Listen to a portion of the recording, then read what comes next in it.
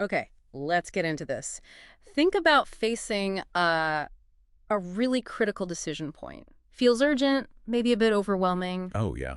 It's something pretty much every company hits eventually, Hmm. especially, in tech where things move so fast. Right, the moment you realize you need to choose a software consulting firm. Exactly.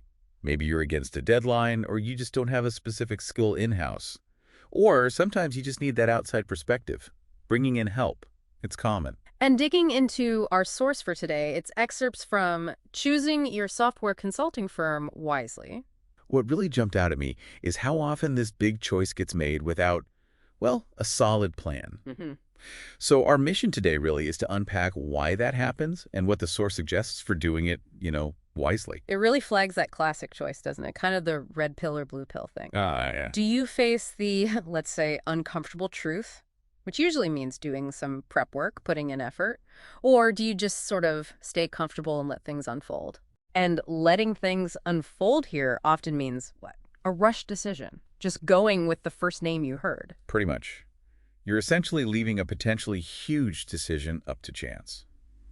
But the source asks a great question. Are you really sure all firms are going to give you the same result? It seems unlikely, right? Very. And what's interesting is why we rush. There's often this belief that deciding quickly gets you back to the real work faster. Yeah, I can see that temptation. But the source is pretty clear. Haste. Hmm. Rarely a good strategy here. And the fallout from picking the wrong partner because you rushed, well, it could be incredibly costly. You mean like lost time, wasted money, project delayed? Exactly. Impact on your team's morale, too. It all adds up. It does make him pause, doesn't it? I mean, you wouldn't pick a doctor or, say, a school for your kids without some serious research. Take an analogy. You plan trips, you compare features on big buys. So why, for something as critical as a key software project, would you just rely on like a gut feeling or whoever called back first? And this brings up a really crucial point from the source. How much is this project actually worth to you?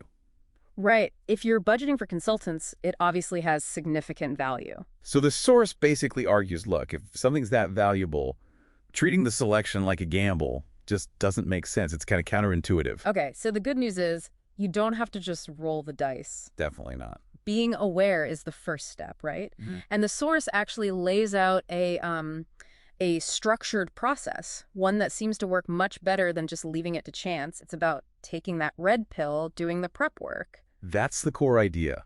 Building and, importantly, maintaining an up-to-date list of qualified partners. And these aren't just random names scraped together. No, they're firms you've actually evaluated properly. And that evaluation isn't random either, is it? The source really pushes for defining clear, objective criteria based on your specific business needs. Yes, not just generic stuff. You need to look beyond, say, just the hourly rate. Okay, like what? Well, the source talks about things like technical depth in the right areas for you, their development processes, are they proven, communication style, even things like cultural fit. Ah, the stuff that makes a partnership actually work day to day. Precisely. The source lumps these under technical and commercial criteria. And any potential new partner, you measure them against your criteria before they even get considered for your list. So by doing this work up front, by committing to this kind of process, you actually gain a lot. Huge advantages.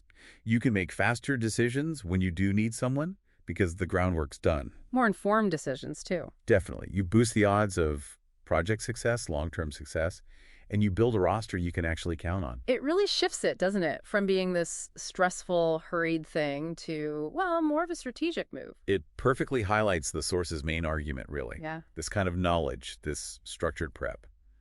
Maybe it's not the easiest route initially. Feels like more work up front. It is. But the author frames it as an absolutely critical investment, an investment in your company's future, in your project's success.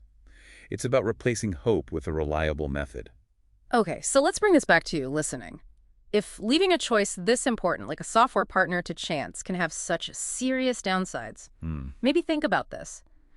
Where else in your professional life could you benefit from choosing that red pill, consciously swapping gut feel or just pure speed for a more structured, prepared process? That's a great question to ponder.